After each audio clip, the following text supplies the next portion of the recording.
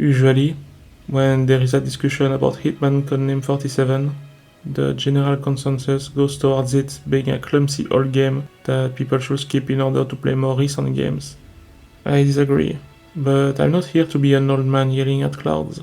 Instead, I will show you why Hitman Codename 47 is actually one of my favorite games of all time. Released exclusively on PC in the year 2000, Hitman Codename 47 is the only game of the license to have received a partial remake 4 years later, in the name of Hitman Contract. Yeah, I know, some maps of the World of Assassination trilogy feels awfully similar to maps from older games, but that's just taking heavy inspiration, kind of. Remake that really feels more like a new game, as it removes several missions, adds some new ones, sometimes happening much later in the timeline, and also completely changed the order in which missions were previously done. The most popular reasons, often cited, are that some missions have a design that didn't align with what IO Interactive wanted the license to be, such as the infamous Colombian levels, or because the game never had a console release to begin with. Whatever the reason is, we're here to talk about Codename 47, and talk about Codename 47 we will. In this video, I will progressively spoil the entire game. What I mean by progressively is that I won't spoil ahead of where we currently are. So, in case you're hesitating about whether you want to play the game or not, you can watch until you feel comfortable making that decision. Or stay with me for the remainder of the video, to know every important thing about it. We'll be playing through this game on hard mode. Wake up, my friend. It's the dawn of a new day, and you have things to do. I will guide and teach you, and you will learn by doing. Always remember, I am not only your guide and mentor. Think of me as the person you trust the most. The skills you learn today will not only be useful, but vital for performing the tasks I have chosen for you. You see, you have been carefully selected. You are very special to me. That dude is a real chatterbox, and I suspect that he will do a great job as a motivational coach. The first level is only a tutorial meant to help us understand how the game works, and how the weapons feel, and it does actually a pretty good job at that. Each part of the tutorial will have a specific focus. The first part is all about movements, climbing ladders, jumping from a balcony to another, which weirdly enough will only be used once in the entire game, and that's about it. The second part allows us to try melee weapons, firearms, and finally end on a shooting trial that we can very well skip. So I did. There is no mention of that in the game, but 47 is actually able to dual-wield handguns by holding the CTRL button while in the inventory. Although, to my knowledge, it is strictly limited to handguns. Having different pistols in both hands works fine though. The reason why I talk about it right now is because I simply never used that mechanic while playing the game, and therefore you wouldn't have seen it later on. The third training part will be an extension of the second one, focusing on war weaponry such as shotguns, assault rifles, and sniper rifles. Our final test will be to take out that guard armed with a taser while being armed to the teeth. We'll do just fine, I think. Now we have to take his costume and avoid scaring the dude behind the door, because if he doesn't open us the gate, we're screwed. We'll help him escape years of post-traumatic stress disorder by cutting his throat, and we'll move on to the first real mission of the game.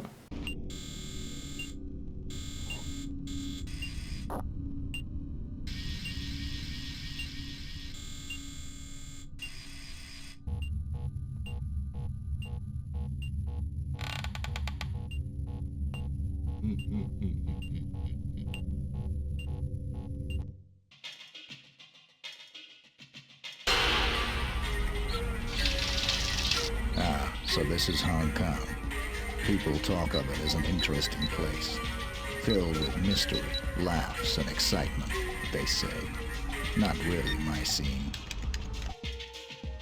This is where the game really starts. 1 year has passed since 47 escaped that training ground. He's now working as a hired killer, or Hitman, hence the name of the game. Our first few missions will take place in Hong Kong. We are being sent there to kill Mr. Lee Hong, a Triad leader, but also a difficult target. Lee Hong is well guarded. and if we were to kill him now, our chances of getting out of there alive are slim. So the plan is to create a war between the Triads in Hong Kong, and thus diminish his influence before we strike. If you've played the most recent games, you probably know about Diana Burnwood. Well, she was already there in this game. Before each mission, we'll have to choose the equipment that we need to accomplish our objectives. The developers were nice enough to give us hints by preselecting weapons and gadgets that might be necessary for us to complete the mission without giving us too much of a headache. To purchase our equipment, we'll need credits, but that's not all. While cheap, we also have to purchase the required amount of ammunition for our guns.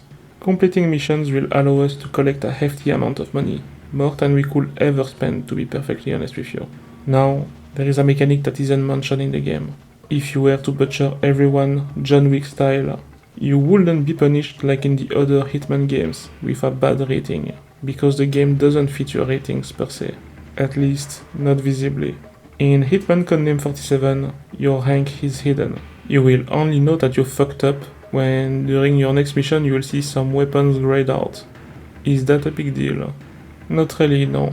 Most of the time the weapons that end up being removed are luxury, gimmicky, or barely viable to begin with, and you'd probably need to throw a nuke on the whole town to have anything important removed. But I'm here to explain how the game works, so I had to make that clear. For this mission, I'll only take the sniper, and I won't need any ammunition other than the one bullet offered with it. We'll be tasked with killing the Red Dragon negotiator. We have a good opportunity to do this, as there is a meeting planned between the Red Dragon and the Blue Lotus Triads. Meeting including negotiators from both factions that are supposedly not on the best terms. Believe me, it's not about to get better. Since our sniper rifle is hidden in a briefcase, we can cross the streets pretty safely. But it's not like there are a lot of people to begin with. That's probably due to the age of the game. There's only a few NPCs here and there. I personally quite like it. We'll use one of many elevators around the area to get on a roof and assemble our sniper rifle. It doesn't matter which one we choose. As long as the bullet hit the head of our target, we'll be fine. Weirdly enough, a shot to the body will fail to do the deed, so we have to be precise. I obviously do not suggest you to try this at home, unless you'd wish to end your days shitting through a plastic tube, and we're talking best case scenario here. Now that our target has finally arrived, we can take the shot. It is important to drop the sniper as quickly as possible and run toward the elevator, because a chopper is incoming. On board is Rambo's long-lost Asian brother with a M60. Now, I did in fact not run fast enough, as can be seen on this footage, since the controls are a bit clunky, and also because I was trying to put the sniper back in the briefcase, while hearing the Reaper knocking at the door, I did everything half-assedly. This resulted in me walking in the street with a sense of accomplishment, before being reminded by the Iron Rain that I should start running. Luckily, the helicopter driver was probably choking on his saliva and didn't find a way to follow me around those buildings. You can also notice that outside the chopper, no one else was hostile. I suppose that the chopper is coded differently from regular NPCs, and since nobody else saw us take the shot, they have no reason to attack us. I know that Codename 47 has a reputation of being a tough game, but NPCs really won't attack you for no reason, and are overall some of the nicest in the entire license. Lastly, as you can see on my health gauge, the M60 does a shit ton of damage. In general, if someone has that weapon, it is better not to piss him off. Luckily, it's not sold on every street corner. Okay, let's go back to our car and let's get out of here.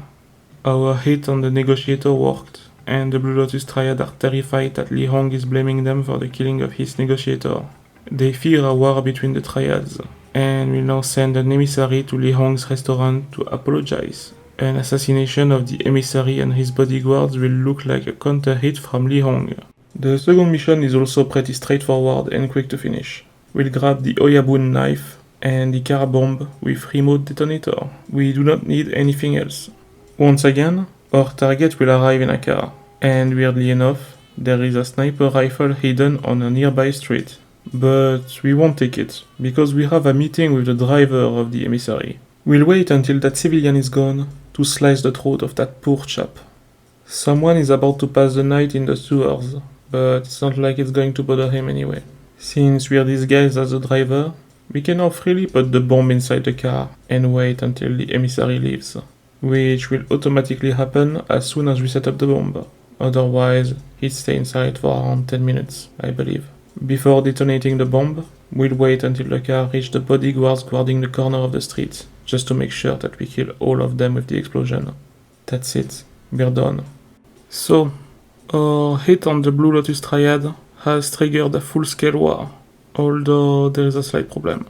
A truce meeting between the two triads has been arranged by the district police chief, who is on both triads' payroll. The meeting will take place on neutral ground, in a small Chinese fish restaurant. We'll be tasked with killing the Red Dragon negotiator, hide his body, then kill the chief of police, and leave an evidence proving that the Red Dragon Triad were the one behind it. For this mission, I'll pick up the Oyabun knife and the silenced Beretta with 45 bullets. It's actually possible to complete that mission without any equipment, as there is a knife in the kitchen of the restaurant that we could steal. But I want to make this easy on myself, especially since this knife cannot be holstered due to a bug making it disappear. This mission is all about timing. Acting fast makes it much easier, and that's what we're about to do. As the mission starts, we'll directly head to the restaurant before anybody else. There, we'll ask the barkeeper if we can get the key to the toilet room. We'll drop our Beretta and escape by the window for now. It is also possible to do things differently. You can climb the window, drop the gun, and grab the key to the toilet later on. But we're going to have to wait a bit until our target reaches an area where we feel comfortable taking him out. So taking the key right now is simply saving us some time. In the middle of the street, we'll slice the throat of the Red Dragon negotiator and hide his body in the sewers nearby. It sure helps that the streets are empty. Let's not forget to grab his Red Dragon amulet, as it will be used to frame the Red Dragon Triad for the murder of the police chief. Before entering the restaurant, there will be a frisk. For that reason, I already dropped the knife used to kill the negotiator somewhere on the ground. Inside the restaurant, we'll ask the police chief to excuse us, as we have to go to the bathroom. But before that, we'll drop the Red Dragon amulet on the table. If you've ever seen the first installment of the Godfather trilogy, you probably know where it is heading. We'll open the door of the bathroom and start blasting on both the chief of the police and the Blue Dragon negotiator. Both will perish there. Unfortunately, one bullet will hit the window, break it, and alert the cops outside. So the mission will end in a pretty goofy way, with cops running and shooting at us as we reach for the car. Our plan was a success. The police have withdrawn their protection of Lee Hong, and many of his connections are scared. We can finally focus our attention on Lee Hong himself. The next mission will significantly raise the complexity of the game, and if I wouldn't exactly call it difficult, knowing what you're doing helps a lot. Now, obviously, it is the same for every single game ever made. We all get better as we play. The difference here is that Codename 47 can be pretty difficult to figure out at first, and thus considered a hard game. But once you know how the game works, it becomes ridiculously easy to finish. For this mission, we'll pick an Oyabun knife, a silenced Beretta with 60 bullets, and a Kevlar body armor. We're back to the Wang restaurant, but this time, we'll have access to the entire map, and it is much bigger than anything we've seen until now. At first, we'll be very restricted in our movements, but the bartender will open up the way by opening a tab for us, while recommending the brothel upstairs. He'll also make a slightly disguised threat, giving us a piece of much needed information for later. While we still cannot explore the whole building yet, we now have access to the east wing, and most notably, the restrooms. Here, two waiters will eventually come. We'll wait for the green-colored one to leave, and for his colleague in yellow to enter the bathroom to slit the throat of the only guard around. The yellow waiter will have the same treatment. Let's pause for a few seconds here. As you can see, Hitman Codename 47 features mirror reflections, and that's not all. It has working physics for banners and plants, something that its sequel, more focused on the console market, lacks. So the next time you see one of your console peasant friends, remind them of where their consoles belong. Now, we'll hide both bodies in the female bathroom. Yes, I know, we've just killed a civilian. But unfortunately, Codename 47 doesn't feature any non-lethal method to subdue enemies. and we really needed his disguise for later. For now, we'll grab the guard's disguise, as it will allow us to explore the whole map, as long as we do not run into Zun. Zun is the bodyguard of Lee Hong, and while it isn't exactly common to meet him, due to the nature of the map being huge, with him probably holding Lee Hong's hand even when he goes to the shitter, he remained the only character in this mission that can recognize us when we're wearing a guard outfit. Notice that I said guard. The waiter's disguise is, unfortunately for him, his big weakness. Hence why we've killed that poor chap. For now, we'll head into the brothel. We have a lady to meet, and I do not mean this old hag. Lei Ling wants out of this place, and helping her doesn't come without reward. We'll just need to escort her outside, but to be honest, if we have a guard uniform, it is pretty much impossible to screw that up. She'll warn us that there is a CIA guy in the basement, which we already know from the trace of the bartender. She'll also give us the combination to Lee Hong's safe, and before leaving for a better life, she'll blow a kiss to 47. Although, since we'll see her again in the second game, that better life is not so certain. We now need to rob that jade figure stashed in Lee Hong's safe, but there is one little problem. There are 4 different safes, in 4 different places, and the location of the jade figure is completely random. Those 4 different places are the brothel, the VIP area, the guards' quarters, and the basement storage. The amount of guards around each safe varies from only 1 to a guaranteed firefight. Opening the wrong safe would lead to an alarm alerting all the guards in the area, which would also probably lead to our death. Our only way to know which safe we've got to open is by saving the CIA agent in the basement. The CIA agent is held in a room that is guarded at all times by some kind of grunt. There are no 2 ways about it. We've got to execute that guard, and drag his body inside the room fast enough. Just the man I've been looking for. Jeez, am I glad to see you. I'm halfway dead here. So, how did you end up in this mess? I tried to unlock the safe in the guards' quarters, but I don't have the combination for it. I think one of the girls on the 2nd floor knows the combination. Let me help you out of here. If you've ever played the Hitman license before, you might have recognized Agent Smith. Since his dialogue changed depending on where the jade figure is located, it is important to listen to him, to precisely know where it is. In this case, it is the guard's quarters, which is considered the most bothersome area. To be completely honest with you, while all these locations require us to kill at least 1 person to obtain the jade figure, this one is the worst due to it having 3 guards around. Most people would usually restart the mission at that point, but his bad RNG is actually perfect for me to illustrate something. Hitman Codename 47, unlike all its sequels, isn't purely a stealth game, but more of a stealth / third-person shooter hybrid. There is no way for us to avoid killing a few guards, but luckily for us, the heat won't spread too much, and we'll settle for only 4 kills. Now that we finally have the jade figure, we'll head back down to the restrooms and change into the waiter outfit. Following that, we'll go to the herbal shop owner near the restaurant, who in exchange for the jade figure will give us a poison vial. I guess Lee Hong has enemies even within his own empire. Now, before heading to the kitchen to cook a very spicy meal, we'll first talk about a mechanic that is unique to Hitman Codename 47, the retry. Yeah, unlike other games in the series, here, when dying, we can sometimes revive and have one more chance to complete the level. That mechanic is basically replacing the manual saves that we'll have in later games. Note that the amount of revives depend heavily on which map we're currently playing. The bigger the map, the more revives available. It usually varies from 0 to 2. There are a few problems with it though. For example, dying doesn't prevent enemies from remaining on high alert and shooting you on sight, which makes the second life much less useful than one could think. Also, the reason why I'm bringing this up now, dying sometimes causes bugs, such as the herbal shop owner refusing to talk to us, even if we have the jade figure, thus making the mission impossible to complete and forcing a restart. Luckily, this game possesses a fast restart feature by pressing the shift and escape key together, which is pretty handy. Overall, these features can be useful in a few missions if most of the objectives are already completed. But if that's not the case, a restart is often quicker than trying to salvage whatever mess you're about to face. We'll now head to the kitchen and pour the poison vial into that delicious soup. In case you were wondering, the guard nearby doesn't seem to care. As for the cook, we'll simply do it when he turns his back, given that I'm not certain he cares much more than the guard does. As we serve the brewage to Lee Hong, Zun will insist on testing it first. What follows is probably the most memorable scene in the entire game.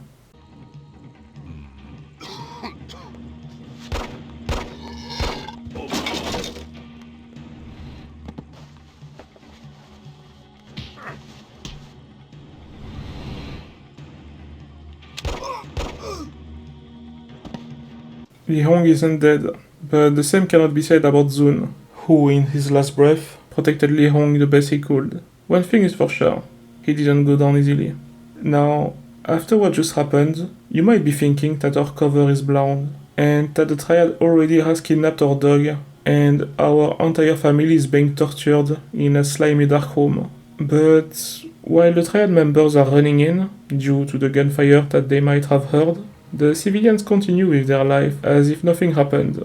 Ultimately, nobody suspects us, and we just switch back to the Triad member uniform to continue our mission. A funny thing I noticed is that Zun used a Desert Eagle, yet will obtain a hard bowler after the cutscene. A slight mistake, I suppose. It is also fully loaded, so make that 2 slight mistakes. You'll also notice that the hard bowler, which will be called Silver Bowler in future entries, is already there, although it isn't yet the emblematic weapon that it will later be. I personally never use it, because it is too loud, and there is no silenced variant of it. Following Tsun's death, Lee Hong is now cowering in fear in his hideout, waiting for the Grim Reaper to come. The main entrance to Lee Hong's lair has been locked following Tsun's demise, and everyone inside is on high alert. However, there is a secret elevator down in the basement, leading straight to our target. The biggest obstacle to reach it is knowledge. You see, the map is big, everything looks the same, and we can easily get lost. But outside of that, the guards protecting Lee Hong do not know what to expect, and therefore aren't prepared for our arrival.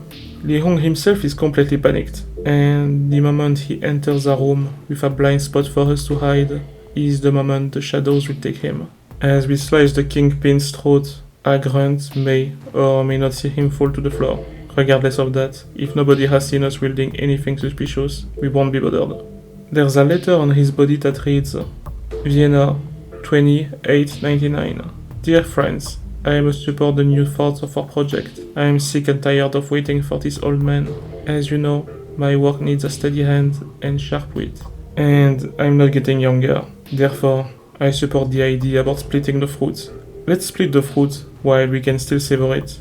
Blood and muscle. France. What does it mean? We don't know yet. The escape point is nearby. This time, we'll get to ride a speedboat. They have spent a lot of money on this, Professor. We want killing machines, not just machines. Will he be able to feel any pain? He should have a lot of pain. It makes people obey orders. Do not worry, he will be perfect.